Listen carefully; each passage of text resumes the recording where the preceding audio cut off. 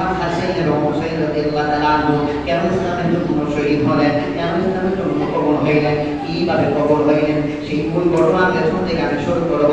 এই মাসের 4টি শুক্রবারের ভিতরে আমি প্রত্যেকটা জায়গায় আলোচনা করি তারপর কি এবং ইমাম হুসাইন কেন শহীদ হয়েছে, কেন শাহাদাতের পেয়ালা পান করেছে, সেই সম্পর্কে বুঝিয়ে দেওয়ার চেষ্টা করব। বাবা ভাইয়া আমার একটু মনোযোগ দিয়ে শুনবেন। হযরত ইমাম হাসান ইমাম হুসাইন এমনি এমনি আমার আল্লাহর নবী উম্মতের জন্য কবুল হয় নাই। কেন কবুল হয়েছে, কিভাবে কবুল হয়েছে? ইমাম হাসান এবং হুসাইন কবুল হয়েছে একমাত্র তার মায়ের দোয়ার কারণে। জোরে জোরে বলে সুবহানাল্লাহ। মা বাবা সন্তানকে কুরবান দিতে পারে কি পারে না? যদি বলেন পারে কি পারে না? এটার বাস্তব প্রমাণ হলো যে পিতা হযরত ইব্রাহিম আলাইহিস সালাতু ওয়াস সালাম তিনি তার কলিজার টুকরা হযরত ইসমাঈল আলাইহিস সালাতু ওয়াস সালামকে কুরবান করতে গিয়েছিলেন। আল্লাহ তার অন্তরের তাকওয়াটাকে পছন্দ করে ইসমাঈলকে সরায় দেয়া আল্লাহ দুম্বা দিয়া কুরবানি আরম্ভ করে দিয়েছেন। জোরে জোরে বলে সুবহানাল্লাহ। আল্লাহ জাতির পিতারে দিয়ে বুঝিয়ে দিয়েছেন যে মা বাবা সন্তানকে কুরবান দিতে পারে, এই অধিকার আল্লাহ দিয়ে দিয়েছেন। আমার নবী উম্মতের জন্য বেকুল হয়ে কাঁদলে হঠাৎ করে আমার নবী ঘুমন্ত অবস্থায় চলে গেলাম। আল্লাহ ডাকতে বলে ইব্রাহিম রে, আমার নবী তো ঘুমন্ত অবস্থায় চলে গেছে। ইব্রাহিম যাও যাও দুনিয়ায় যাও, মদিনায় যাও, দেখিয়া আমার নবীর জান্নাত করে জানায় দাও আমার নবী যে ঘুমের করে চলে গেছে, তার উম্মতের খবর রাখছেন। জোরে জোরে বলে সুবহানাল্লাহ। আল্লাহ ডাক শুনে হযরত ইব্রাহিম আলাইহিস সালাতু ওয়াস সালাম দুনিয়ায় এসে মদিনায় এসে দেখে আমার নবী ঘুমন্ত অবস্থায়। মদিনায় রাখবেন দুনিয়ার নবীর চক্ষু ঘুমায়, অন্তর কিন্তু ঘুমায় না।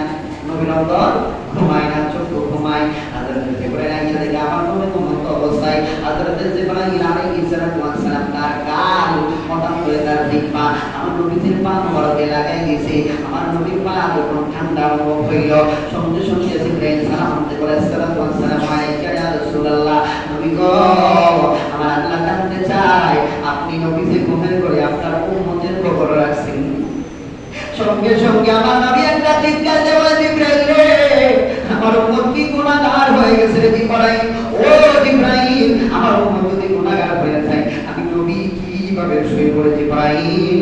এই কথা বলতে বলতে আমার নবী মদিনায় মরুভূমিতে চলে যায়। সেটাই পড়ে উম্মতি বলে কান্দে, কিন্তু আমার নবী মনে সান্ত্বনা আসতেছে না। কি দিয়ে আমার নবী উম্মতদেরকে আল্লাহ রক্ষা করবে?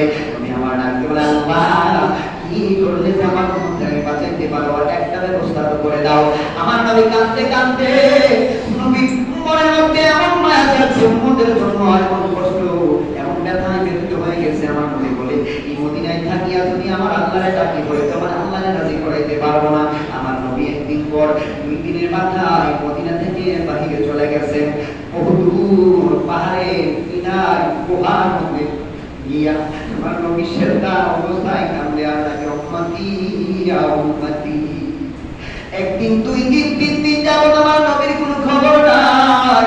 নবীর সাহাবী আবু বকর ডাকতে বলে ভাই আমার আজকে একদিন নয় 2 দিন নয় 3 দিন যাবত আমার নবীর কোনো খবর নাই। আমার নবীর উম্মতের জন্য ব্যথায় ব্যথিত হইয়া হয়তো নবী আমার মদিনার বাহিরে চলে গেছে। চলো ভাই চলো আমার নবীর খুঁজে যাই।